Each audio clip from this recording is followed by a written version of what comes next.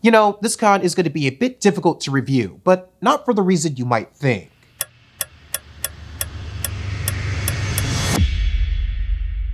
So, convention number three for me this year was VancouFur 2025, and of all the cons that I'll be attending this year, I was excited about this one in particular. This con had a bunch of firsts for me. It was my first time attending VancouFur, it was my first con in Canada, and my first time driving to a con. And all of that meant that this was the first con this year where I really didn't know what to expect, which made it a pretty exciting adventure, all filled with a bunch of new things to experience. But as the con went on, what actually ended up being new really had nothing to do with the con itself. Now, that's not to say I didn't have a really good time at VancouFur, but it had really nothing to do with the con as a whole. This is why this con is going to be pretty difficult to review. I barely went to it. But I still think I could draw some conclusions and recommendations for not only this con, but other cons of this size all across the country and around the world. So come along with me to VancouFur and I'll explain what I mean as we go along.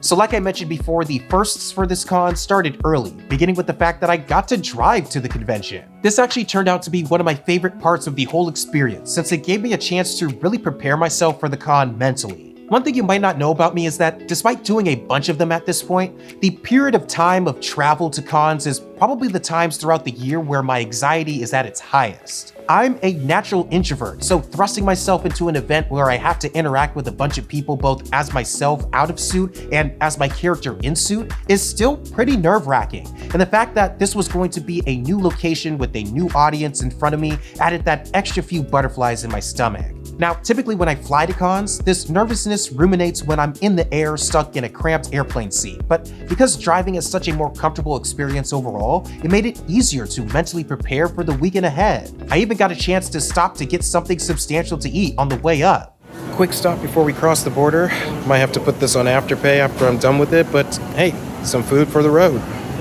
After taking out a personal loan for my dinner, the rest of the drive was pretty straightforward, and eventually I made it to Canada and indeed the hotel complex that served as the location for the con. Again, this is my first time here, so I had no previous context of the old location, but it seemed spacious enough at first glance, and the room was pretty well sized for a king. But even though I arrived the night before the con officially started, things got going with friends pretty quickly, and I got a chance to take a walk and get some food with one of them. And as small as this event was, it was actually a perfect foreshadowing for how the entire weekend was going to end up, in more ways than one. But it didn't happen immediately. In fact, Thursday was a pretty typical day one for me at a con. I really didn't do much until registration opened, which meant joining the first and definitely the worst line con experience of the weekend. It took about 50 minutes for me from entering the line to getting my badge, and in the grand scheme of things, that actually wasn't too bad. Cons are really still struggling to figure this out, huh? But with my badge in hand and my bag of goodies inspected, it was time to get the con started. But as I've been alluding to earlier, what that meant ended up being a lot different than I anticipated. You see, this con was interesting for me because I actually knew quite a few people who were going, and since the con was on the smaller side, I knew I was going to run into them a lot. Usually, my conventions are actually pretty well balanced. I get a decent amount of convention activities like panels, meetups, dealer's den, etc., while also spending some quality time with my friends, sometimes doing con things with them. But as everyone got registered and the plans started to form, I realized that the scales for this con for me were going to be tipped a lot more towards hanging out with friends. In fact, this dinner at a nice Afghan restaurant a short walk away from the convention center was the last dinner I had for myself the entire weekend. Immediately after that, I attended the car show that was happening at the con, and that was the first big event at which I ended up hanging out with a bunch of friends and meeting a lot of friends as well. And not to mention, there was a nice selection of cars to check out and talk to people about as well. But for me, that was the real official start to the con, a con where I started to realize that this weekend was going to be filled less with furries and more with furry friends instead.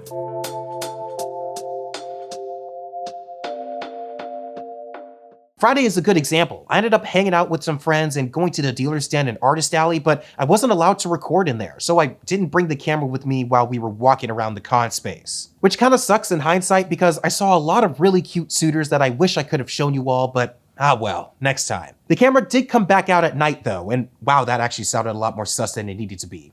Unless you like food. The first big friend event I went to during the weekend was getting hot pot with a bunch of friends, most of them actually being local to where I live. And just like the first dinner on Wednesday night, this was emblematic of how most of the weekend went. First of all, the food in Richmond, which is the suburb of Vancouver that the con is located in, has crazy good food. I mean, these shots really don't do it justice. This was one of the best hot pots I've been to in a while. Though I'm sure I was enjoying it a lot more because of the company that I was with.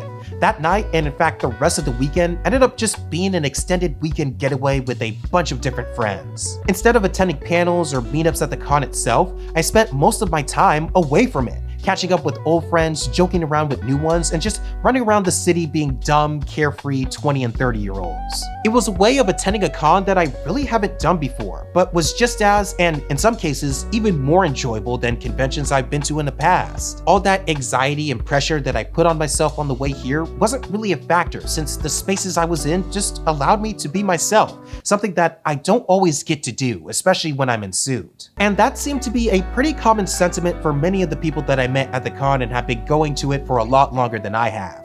The biggest pro that this con has is that it allows friends from local areas to come together and hang out, which is the whole purpose of joining this weird fandom in the first place. It was such a satisfying and fulfilling experience that I was not expecting from a con of less than 2,500 people, but the more I think about it, the size probably helped making plans and seeing friends a lot more manageable than some of the bigger cons I'm scheduled to be going to soon. Again, a new experience for me in a con that was full of them, but it's nights like these is why I joined the fandom at all. All that being said, that's not to say that I didn't get any fluffy animal time in, and indeed Saturday was the day for just that, highlighted by the fursuit photo and the parade, both of which were pretty fun. The cool thing about these events at smaller cons is that they move pretty quickly. I was in the middle back of the line and only had to wait about 10 minutes before being released to the crowd, which showed up for the parade in ways that cons that I've gone to that were much bigger didn't even get close to. The energy was great, and I know a lot of suitors have become pretty jaded at these types of events, but not me. Anytime to show out in a line full of fellow fluffy animals, I'll always be down for. Though, I'll be honest, of all the cons that I've fully attended, being there from Thursday to Sunday, this was the con where I ended up suiting the least at. And it goes back to what the theme of this whole review is about. Sure, there was a solid few hours after the parade where I interacted with congoers and hung out with some friends in suit, but it wasn't long after that before I was whisked away to another outing. This time, it was Korean barbecue in Vancouver itself, at a pretty fun but tightly packed spot. For me, this was one of those groups where maybe one or two people at the table and everyone else was a friend of another friend, but even then, conversing and joking around with them at dinner and wandering around the city afterwards for a bit was a ton of fun. As Sunday rolls in and this con starts to conclude, so must this review. And I don't know if you picked this up, but this ended up being more of a director's cut of a vlog rather than a review of VancouFur itself. Which brings me back to my original conundrum. How do I even review this con? One where I was barely doing anything there. And I think to do that, I have to look at this convention and indeed conventions going forward through a little bit different of a perspective. Before, when I thought of convention reviews, I put myself in the perspective of looking at the formal definition of what a furry convention is and spent a lot of time thinking about the space, the events, the theme, and everything that goes into making a con what it is. But that's only one perspective, because for a lot of people, furry conventions are less about the physical space and more about the people they spend time with while they're all here in that same space. So sure, I could talk about things I liked about the con, like the layout of the hotels all being in the same block, the amount of programming that was throughout the days, and giving space for big events like a car show. I could also talk about things that I didn't like how the lines were managed and the hard shutdown of any dances and events on Sunday, even when they were scheduled to go much later into Monday morning. But honestly, that really didn't matter to me all that much, because what made this con special was the amount of time I spent experiencing it with friends. And again, cons of this size are special because they allow you to actually see and hang out with the same group of friends without the chaos of thousands of other people there. So if I were to list any of the takeaways that I got from this con, it's that 1, Vancouver and Richmond's food scene is excellent. But more importantly, sometimes conventions can be just as, if not more enjoyable when you're spending less time at them being a funny animal and instead spending more time just being a human.